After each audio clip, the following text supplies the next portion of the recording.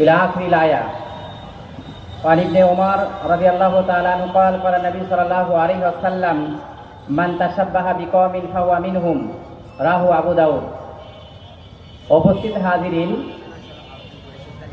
সময় স্বল্পতার কারণে সংক্ষিপ্ত কথা বলবো। কথা বলার শুরুতেই শুকরিয়া আদায় করি সেই মহান স্রষ্টা যে আল্লাহ রাব্বুল আলামিন আমাদেরকে সমস্ত ব্যস্ততাকে ফেলে ইসলামী জালসায় কোরআন এবং হাদিস থেকে কিছু কথা শোনার জন্য এখানে উপস্থিত করেছেন। আলহামদুলিল্লাহ, আলহামদুলিল্লাহ বলি ভাই।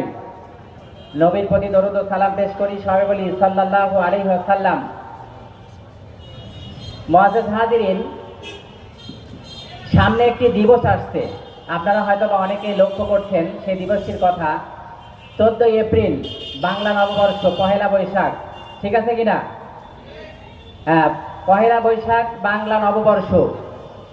আজ থেকে লক্ষ্য করবেন যে আজ থেকে যারা আমাদের মুরব্বানে কেরাম আছেন, যারা বয়স্ক মানুষ আছেন, আজ থেকে 35 থেকে 40 বছর আগে বাংলা নববর্ষ নামে কোনো দিবস বাংলার ইতিহাসে ছিল না।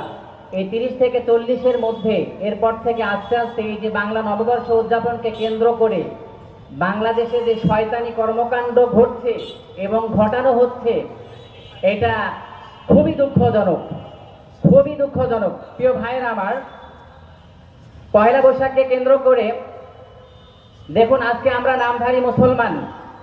আপনি যদি মুসলিম হন, আপনার ধর্ম যদি ইসলাম হয় ভাই, তাহলে কি আপনাকে, আমাকে, আমাদেরকে ইসলামী অনুশাসন মেনে আমাদেরকে জীবনযাপন করতে হবে এবং ইসলামী আদর্শে অনুপ্রাণিত হয়ে ইসলামী